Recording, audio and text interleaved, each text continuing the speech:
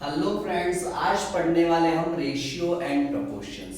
पहले समझो कि रेशियो होता क्या है और प्रोपोर्शंस क्या होता है। इंपॉर्टेंट चैप्टर है, जैसे कि मैं बता रहा हूँ हर वीडियोस में कि जो जो चैप्टर में बता रहा हूँ उसके बारे में उनकी अपने आप में एक्सिस्टेंस है। बोथ एग्जाम है, एसएससी और बैंकिंग के एग्जाम में। उसी तरीके से रेशियो है कि स्टार करके लिख लो कि एक क्वेश्चन तो यहाँ से बनता ही बनता है। मिनिमम एक, बाकी एक से ज्यादा भी डाल सकता है एसएससी के अंदर भी और बैंकिंग के अंदर भी, और बहुत अच्छे लेवल का क्वेश्चंस आता है यहाँ से, तो इसको चैप्टर को आप इग्नोर नहीं कर सकते हो। तो रेशियो का मतलब क्या होता है? To comparison between two quantities in terms of magnitude. क्या समझे आप लोग? दो क्वांटिटीज का कंपैरिजन हो रहा है, यहाँ पे दो सिमिलर क्वांटिटीज का कंपैरिजन हो रहा है इन terms of their magnitude is called ratio. और कंपैरिजन करने के लिए हम क्या करेंगे? डिवाइड का यूज करेंगे कि टाइम्स देखेंगे कौन सी वैल्यू किसके कितने टाइम्स है इन टर्म्स ऑफ मैग्नीट्यूड। मैग्नीट्यूड एक नहीं, एक नंबर फॉर्म में। जैसे कि मैं एग्जांपल समझा रहा हूं, Mohit has 5 pen and Ram has 3 pen. ठीक है, तो ये जो पेन इज अ क्वांटिटी, कितने नंबर्स में है वो हो गया 5, यानी pen is a things, but कितने नंबर ऑफ थिंग्स है? Both has the same quantity यानी सेम, और मैग्नीट्यूड यानी नंबर ऑफ टर्म्स कितनी है। तो इसके पास जो मैग्नीट्यूड, इसका मैग्नीट्यूड 5 है, इसका मैग्नीट्यूड 3 है। अब इनको मुझे कंपेयर करना है, तो कंपेयर के लिए मैं क्या करूंगा? यूज करूंगा फ्रैक्शन का यूज करूंगा। अगर मुझे मोहित की क्वांटिटी को राम की क्वांटिटी के साथ कंपेयर करना तो मोहित भाई राम करूंगा, अगर राम का करना मोहित के साथ तो मोहित भाई राम करूंगा, यानी मोहित अपॉन राम हो जाएगा। तो यहां पे 5 पेन अपॉन में 3 पेन, तो पेन से पेन कट गया, 5 अपॉन 3। अगर कटता है या आगे तो काटो, नहीं कटता है तो उतना ही छोड़ो। एक रेशियो में ये होता है कि बहुत लीस्ट काउंट लाना होता है आपको, यानी लीस्ट माइनर नंबर में लाना होता है। तो ये आ गया आपके पास 5 अपॉन 3, और ये जो डिवाइड वाला साइन है इसी साइन को ही रेशियो कहा जाता है, और इसी को ही हम, ये हो गया। अगर कभी फ्रैक्शन है, फ्रैक्शन में इसको बोलते हैं numerator and this is the denominator.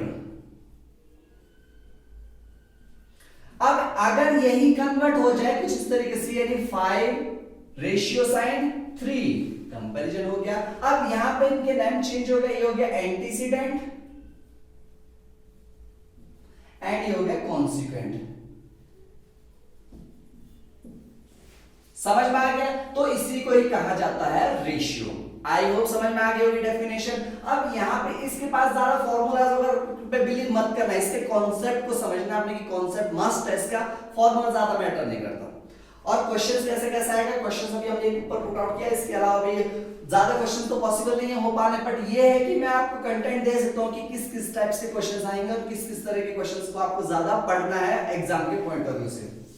अब इसी तरह के जो रेशियोज के टाइप होते हो क्या क्या होते हैं, जैसे डुप्लीकेट रेशियो हो गया, डुप्लीकेट क्या होता है, ट्रिप्लीकेट क्या हो गया, सब डुप्लीकेट क्या होता है। अगर मुझे 5 रेशियो या 5/3 का मुझे डुप्लीकेट रेशियो बनाना है, डुप्लीकेट के लिए क्या करूंगा मैं?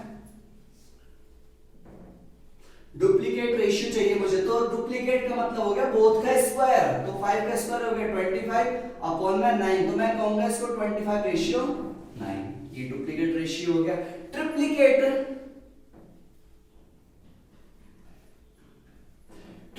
का मतलब हो गया पावर 3, तो 5/3 की पावर कितना आ जाएगा?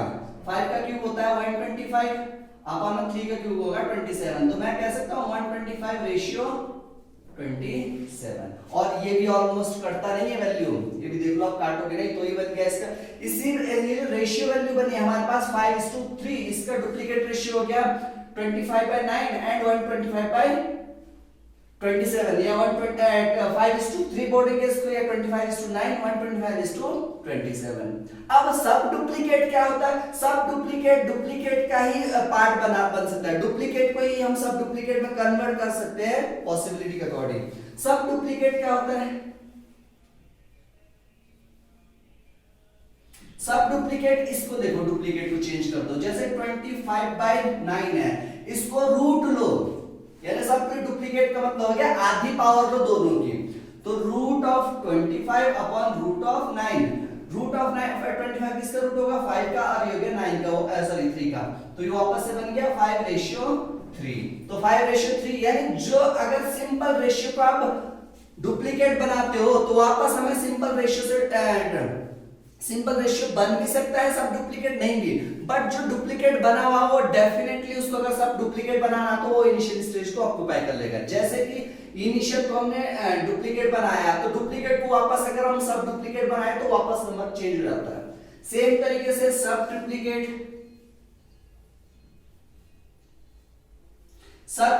क्या होगा, इसको चेंज कर लो 125/27 रूट क्यूब, रूट क्यूब देखना पड़ेगा। तो 125 किसका रूट क्यूब होता है, यानी 5 की पावर 125 की पावर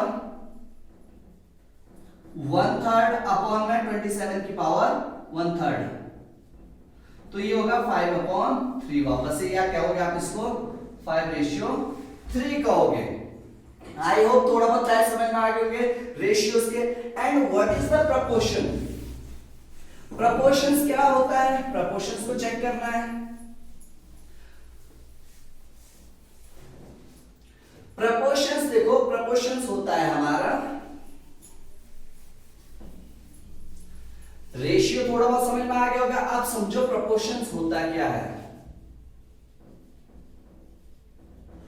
दो इक्वल फ्रैक्शन जिनके अंदर अलग अलग मैग्नीट्यूड है उसी को हम प्रोपोर्शनल कह सकते हैं। कि जैसे 1/2 is equal to 2/4, both are same, इसका वैल्यू भी यही है 0.5, इसका वैल्यू भी 0.5 ही है। तो ये दोनों क्या है, एक बस इसमें टर्म्स तो अलग अलग है, तो इसमें अगर मुझे इसको रेशियो में डालना है तो 1:2 इज डायरेक्टली प्रोपोर्शनल टू, इसको मैं बोलूंगा डायरेक्टली प्रोपोर्शनल टू 2:4, राइट। यहां से भी सेपरेट क्वेश्चंस बनता है, जैसे कि 3:9 is directly proportional to x:18,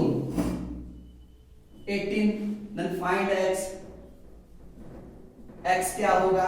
कैसे सॉल्व करोगे आप इस इक्वेशंस को, ऐसा एक छोटा क्वेश्चन मैंने दे दिया एग्जांपल के तौर पे, कैसे सॉल्व करोगे आप इसको। तो इसको सॉल्व करने के लिए 3/9 इक्वल्स टू, अब हाँ ये प्रोपोर्शनल का मतलब क्या हुआ, इक्वल, क्योंकि this fraction is equals to this, okay. Then x/18 cross multiply कर दो, इसके साथ मल्टीप्लाई करो, बट हमें x ही चाहिए तो इसको मत मल्टीप्लाई करो। आगे क्या बना 3 × 18 डिवाइडेड बाय 9, उधर रह गया आपके पास x, यही तो हमें चाहिए। 9 से काटो 2 टाइम 3 2 6, तो x का वैल्यू कितना आ गया 6। तो आप इस प्रॉब्लम को इस तरीके से समझ सकते हो। I hope ratio and proportion समझ में आ गया होगा। अब इसी तरह एक इंटरेस्टिंग क्वेश्चन है, इसको सॉल्व करते हैं। रेशियो की फॉर्म वाला क्वेश्चन है, इसको कैसे सॉल्व करोगे। Question is saying that if a number is reduced by 40%, it become 2/3 of the another number. That means हमारे पास ऑलरेडी दो नंबर है, let first number be x। Solutions देखो कैसे करोगे, यहां पे ध्यान देना सबने। Let first number equals to x, second number equals to y। आप चाहो तो a b की फॉर्म के भी ले सकते हो आप, first number is a, second number is b, अपनी मर्जी से वेरिएबल यूज करो आप, a b ले लो या mn ले लो या p q ले लो, मेरा मन कर रहा है मैं x y ले रहा हूं, ठीक है, आप कुछ भी यूज कर सकते हो। अब कोई भी वैल्यू अपने आप में 100% होती है, ये मैं परसेंटेज चैप्टर में समझा चुका हूं। अपने आप में 100% वैल्यू एग्जिस्ट करते हैं, उसके बाद तो रिड्यूस करना होता है या बढ़ाना होता है, तो उसके बेस के रिस्पेक्ट के थ्रू ही आगे पॉसिबल है। Question is saying that if a number is reduced by 40%, it become, that means ये जो फर्स्ट नंबर है ये है मेरे पास x, अपने आप में कितना परसेंट है 100% है, इसको मैं रिड्यूस कर रहा हूं 40%, 40% कम कर रहा हूं, तो यहां पे क्या रहेगा ये, यानी 100 माइनस 40 तो कितना रहेगा 60% रहेगा, which means जो न्यू नंबर बना है यहाँ पे वो कितना बन गया 60% of which one, first number, this is the x। ये जो नया नंबर बन रहा है अब इसको कंपेयर कर रहा हूं सेकंड नंबर के साथ। सेकंड नंबर के साथ कैसे कंपेयर कर रहे हैं, if a number is reduced by 40% it become 2/3 of the another number. मतलब ये जो नंबर बनी है वो कितनी बनी है 2/3 का मतलब है 2/3 ऑफ अनदर नंबर। इस तरीके से इक्वेशन बन गई है। अब इसको सॉल्व करो 60/100 ऑफ की जगह होगा multiply and x equals to 2/3 of का मतलब मल्टीप्लाई एंड अनदर नंबर हमने क्या प्रेडिक्ट किया हुआ है y, तो y डाल दो। 0 से 0 काट लो, इसको भी सेम काटो, 2 से कटेगा 3 टाइम, ये कट गया 5 टाइम। यानी फाइनली assumptions क्या बन गए, 3/5 या 3x/5 is equals to 2y/3। आपको निकालना क्या है, देखो मैंने assumptions बना दिए, क्लियर कर दिया। What is the ratio of second number to first number, मतलब सेकंड को आपने एंटीसीडेंट बनाना है और फर्स्ट को कॉन्सिक्वेंट बनाना है। इसका मतलब ये हुआ what is the ratio of second number to first number, यानी y रेशियो x निकालना है, ना कि x रेशियो y निकालना है। क्योंकि एग्जामिनर ने सोच समझ के क्वेश्चन डाला हुआ, आपके पास दोनों के ही सॉल्यूशंस होंगे, आप ओवर कॉन्फिडेंट की वजह से काफी सारे बच्चे क्या है x रेशियो y बना देते हैं और वो आंसर ऑप्शन में भी होता है और टिक कर देते हैं, उन्हें लगता है कि सही हो गया। बट वो ये छोटी मोटी मिस्टेक्स को ज्यादा इंपॉर्टेंस नहीं देते, जो सबसे बड़ी प्रॉब्लम क्रिएट करता है। अब यहाँ पे y/x चाहिए, तो y को तो डिनोमिनेटर में रखना है, तो इसको ऐसे कर लो, ये ले लो 3 को multiply 3x into 3 divided to 2 को नीचे ले लो 5 इंटू 2, उधर रह गया y। तो अब x को तो मुझे डिवाइड में लाना है, इसको डिवाइड में लेके आओ, यानी 3 इंटू 3 अपॉन में 5 2 10, उधर रह गया y/x, 3 3 9/10, उधर रह गया y/x। तो दिस वैल्यू बन गई, तो मैं इसको बोल सकता हूं 9:10 इज इक्विवेलेंट टू y/x, या y/x की जगह ले लो आप y रेशियो x। तो y रेशियो x का वैल्यू कितना बन गया 9:10, then the answer is 9:10 is equivalent of y ratio x। And second number to first number का रेशियो क्या बन गया 9:10। आई होप क्वेश्चन समझ में आ गया होगा। और ऐसे ही इंटरेस्टिंग क्वेश्चंस एग्जाम में पूछे जाते हैं और इनमें देखो फॉर्मूले की कोई ज्यादा जरूरत भी नहीं पड़ी, और इसमें ज्यादा फॉर्मूला यूज होता भी नहीं, इसमें ज्यादा वो यूज होता है कंसेप्ट, कि कंसेप्ट आपका कितना ज्यादा स्ट्रांग है। जितना ज्यादा स्ट्रांग कंसेप्ट होगा उतने ही अच्छे से आप क्वेश्चंस को सॉल्व कर पाओगे।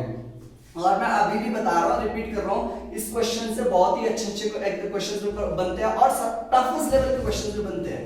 टफेस्ट क्वेश्चंस क्या डालता है यहाँ पे, पार्टनरशिप को यूज करता है, मिक्सचर एंड एलिगेशन, वैसे तो मैं अलग चैप्टर उसका अलग वीडियो बनाऊंगा, बट इसको इस तरीके से भी आप सॉल्व कर सकते हो। या कोई इसी कंपैरिजन कर रहे हो आप दो थिंग्स का, या कुछ इस तरीके से समझ लो कि एक बिजनेस सेटअप कर रहे हैं, दो लोग हैं, एक 1 लाख रुपए बिजनेस में लगा रहा है, एक 1.5 लाख रुपए से बिजनेस शुरू कर रहे, दोनों मिक्स पार्टनरशिप में यूज कर रहे। At the end of year दोनों को प्रॉफिट हो रहा कुछ 80,000 का, तो अब 80,000 दोनों में डिस्ट्रीब्यूट करना, तो हम इक्वल तो नहीं डिवाइड कर सकते, या 40,000 दोनों ले जाएंगे, ऐसा तो पॉसिबल नहीं है। जिसका जितना बड़ा इन्वेस्टमेंट उसको उतना बड़ा शेयर, जिसका जितना कम इन्वेस्टमेंट उसको प्रॉफिट का उतना कम शेयर मिलेगा। तो डिस्ट्रीब्यूशन किस तरीके से होगा वो भी रेशियो के अंदर पढ़ने को मिलेगा, मिक्सचर एंड एलिगेशन वो भी इसके अंदर पढ़ने को मिलेगा। काफी सारी थिंग्स है जो आपको रेशियो के अंदर पढ़ने को मिलेगी या कंपैरिजन करने, और जो रेशियो वैल्यू निकलेगी वो एक यूनिटलेस वैल्यू निकलेगी, वो एक सिंपल नंबर निकलेगा, it has no unit. I hope समझ में आ गया होगा। इसी तरह का अगर आप चाहते हो कि और मोर वीडियो इंफॉर्मेटिव वीडियो चाहते हो तो प्लीज हमारे चैनल को सब्सक्राइब कीजिए, लाइक कीजिए एंड शेयर तो जितना हो सके करो, क्योंकि हो सकता है यार कि आपके शेयर से कुछ ऐसे बच्चों तक पहुंचे जो बेचारे क्लास ज्वाइन नहीं कर सकते या पेड नहीं कर सकते, और उनकी भी साथ साथ आप मदद करोगे। Thank you.